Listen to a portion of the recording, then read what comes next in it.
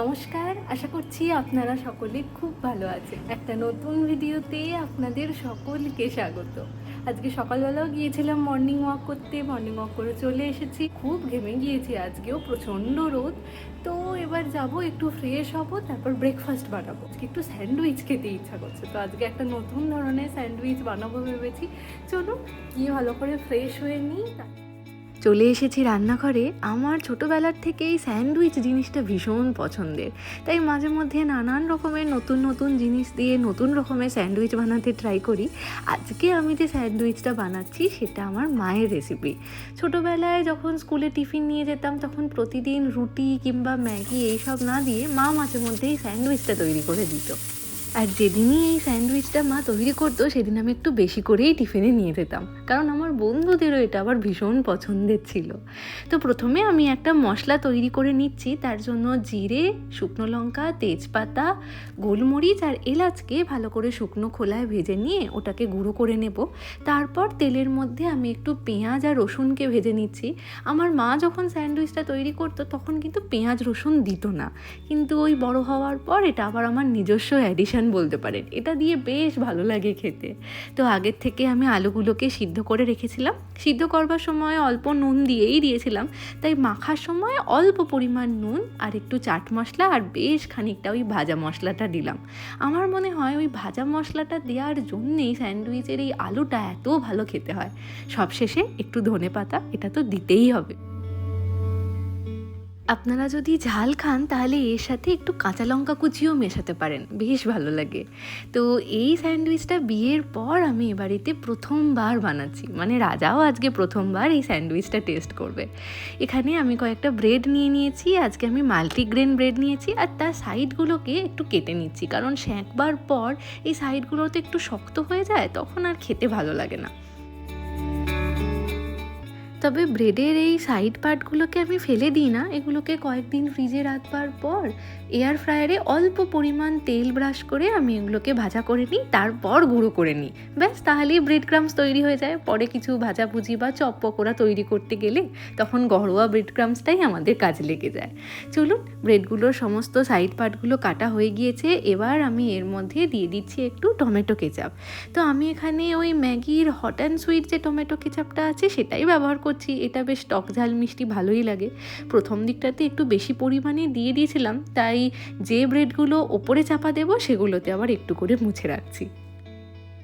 আপনারা চাইলে টমেটো কেচাপের সাথে এর মধ্যে একটু মেয়োনিজও দিয়ে দিতে পারেন, বেশ ভালো লাগে খেতে। তবে রাজা তো অতটা মেয়োনিজ খেতে পছন্দ করে না, সেই জন্য আমি আর এই স্যান্ডউইচের মধ্যে আজকে মেয়োনিজ দিচ্ছি না। এত গরমের মধ্যে সকালবেলার দিকে আমরা ভাজাভুজি খাবার একটু অ্যাভয়েডই করছি। আসলে প্রায় দিনই আমরা ওই দই, ওটস অথবা স্মুদি এই সমস্তই খাই, কিন্তু তাও মাঝে মধ্যে একঘেয়ে খাবারের বাইরে গিয়ে মনে হয় একটু ভালো কিছু খেতে। তাই আজকে তাড়াহুড়োর মাথায় এই স্যান্ডউইচটাই তৈরি করছি। তাড়াহুড়ো বললাম কারণ রাজা এক্ষুনি খেয়ে অফিস বেরোবে। আমার হাতে ওই 15 থেকে 20 মিনিট মতন সময় আছে। চলুন, এদিকে গল্প করতে করতে আমার ব্রেডগুলোতে ভালো করে সস মাখানোও হয়ে গিয়েছে। এবার বেশ খানিকটা পরিমাণ আলু আমি একটা লেয়ার হিসেবে ব্রেডের মধ্যে লাগিয়ে দেবো। ব্যাস, তারপর উপর থেকে আমি একটু পনির ছড়িয়ে দিচ্ছি। আপনারা চাইলে এর মধ্যে একটু চিজও দিতে পারেন। পনির আর চিজ দুটোই ব্যবহার করতে পারেন, কিন্তু রাজা চিজ খেতে অতটা পছন্দ করে না, সেই জন্য আর চিজ দিলাম না। বেশ খানিকটা পরিমাণ ভর্তি ভর্তি করেই আমি পনির দিয়েছি।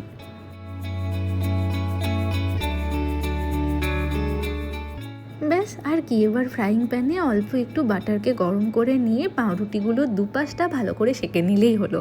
যখন নিচের পিঠটা সেঁকা হচ্ছে তখন ওপর পিঠে একটু পরিমাণ বাটারকে ভালো করে মাখিয়ে নেব। আপনারা চাইলে বাচ্চাদেরকেও টিফিনে কিন্তু এটা দিতে পারেন।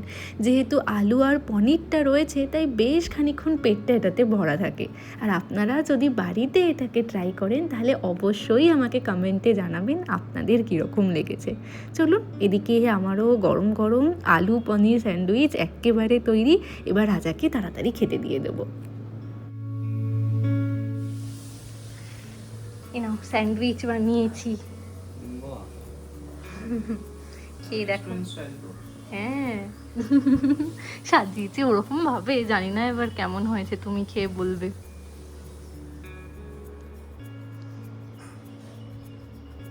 ভালো হয়েছে, একটু ঠান্ডা হয়ে গেছে না তুমি রেডি হতে হতে। ভিতরে মশলাটা ফুচকার আলু মতো লাগে, খুব ভালো লাগে। আচ্ছা খেয়ে নাও।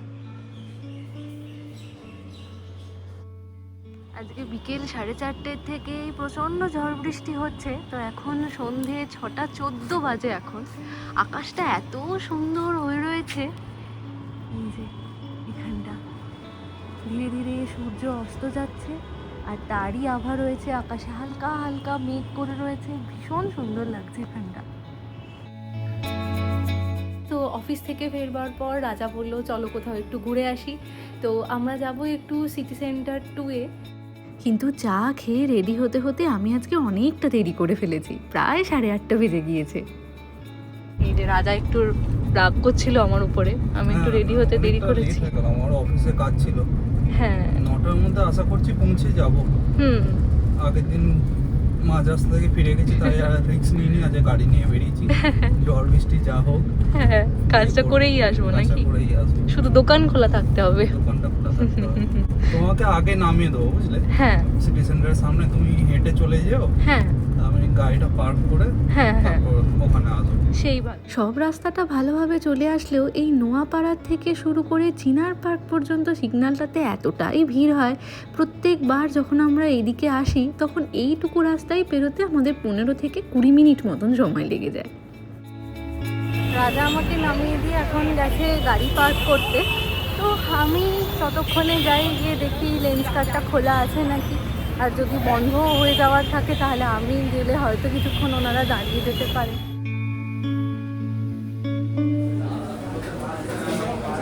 গাড়ি পার্ক করে চলে এসেছো? লেন্সের কাজ হলো? হ্যাঁ বললাম, আমার তো এখানে নাম্বার দিয়ে লগইন করা আছে, তো সমস্ত হিস্ট্রি এখানে ছিল, তাই সেম আবার নিচ্ছি আর কি। একটা ফ্রেম দেখবে, চৌকো ফ্রেম দেখো কিরকম লাগে। গোল তো সবসময় বড়, একবার ট্রাই করো, দেখো এখানে অনেকগুলো আছে। এবারের অ্যানিভার্সারিতে রাজা আমাকে লেন্স দিচ্ছে উপহার হিসাবে। আসলে কয়েকদিন হলো আমার লেন্সটা এক্সপায়ার করে গিয়েছে, আর তার সাথে যদি একটা চশমার ফ্রেম উপহার হিসাবে পাওয়া যায় তাতে মন্দ কি। এবারের অ্যানিভার্সারিতে জানেন আমি সমস্ত আমার দরকারি জিনিসপত্রই উপহার হিসাবে পেয়েছি। আমার কেন জানি না মনে হচ্ছে এইটা পড়লেই আমাকে সব থেকে বেশি ভালো লাগছে। দেখবে এটা পরেই ভালো লাগবে, একবারই বাজে লাগে। এটা ডে টু ডে ইউজ করা যায়, এটা খারাপ লাগছে না। এটা গ্লাসটা একটু বড়, আমার যেরকম সেই রকম ভালো লাগছে না, ওইটা ভালো লাগছে। এটা ডে টু ডে ইউজ করার জন্য এটা বেশি ভালো মনে হচ্ছে। আর এটা কোথাও ঘুরতে ঘুরতে গেলে ওই টাইমটা পড়লে এটা কেমন হালকা, খুব ভালো লাগছে। এই দুটোই পড়ো তাহলে, এটা একবার পড়ো, এটা একবার পড়ো। এটা একটু সাইজটা বড় হচ্ছে, মানে সানগ্লাস যেরকম হয়।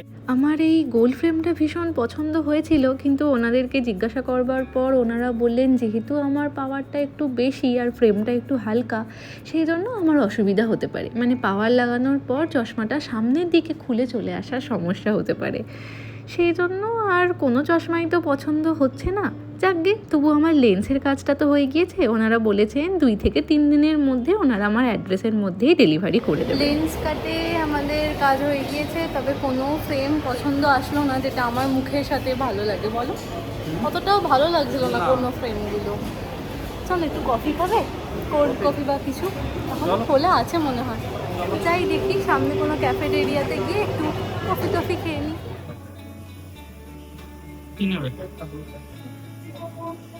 কি খাবে বলো? তুমি যা খাওয়াবে, লেন্স কিনে দিয়েছি, এবার তো খাওয়ানোটা তোমার দায়িত্ব। এইরকম জানো আমাদের বাড়িতে ছিল, হ্যাঁ এত বড় বড় সেই মিউজিক প্লেয়ারের মতন যে সিডিগুলো হতো, ওটাকে নিচের ওখানে প্লেস করতে হতো আর বড় জায়গাটা দিয়ে গান বাজতো। দাদাইয়ের ছিল অ্যাকচুয়ালি, এবার আমি যখন দেখেছি সেটা পুরো ভাঙা অবস্থায় দেখেছি। ওগুলো তো মনে ইলেকট্রিক লাগে না, ওইটা ঘোরালে। হ্যাঁ হ্যাঁ। আমরা এখন এসেছি সিটি সেন্টার 2 এরই যে আফরা ডেলি বলে ক্যাফেটা রয়েছে সেখানে। ঘড়িতে এখন 9:30 বেজেই গিয়েছে, ওনারা আর কিছুক্ষণের মধ্যেই বন্ধ করে দেবেন। আমরাই এখানকার লাস্ট কাস্টমার ছিলাম, তাই আর বেশি দেরি না করে আমরা নিয়েছি একটু ফ্রেঞ্চ ফ্রাই, তার সাথে আমি নিয়েছি কোল্ড কফি আর রাজা নিয়েছে লাইম সোডা। বাড়িতে রুটি তরকারি করাই আছে, সেটা গিয়ে খেতে হবে। চলুন আজকের ভিডিওটা তাহলে এখানেই শেষ করছি। আজ তাহলে আসি, আবার আসবো নতুন একটা ভিডিও নিয়ে। ততক্ষণ সকলে সুস্থ থাকবেন, সচেতন থাকবেন আর সকলের খেয়াল রাখবেন।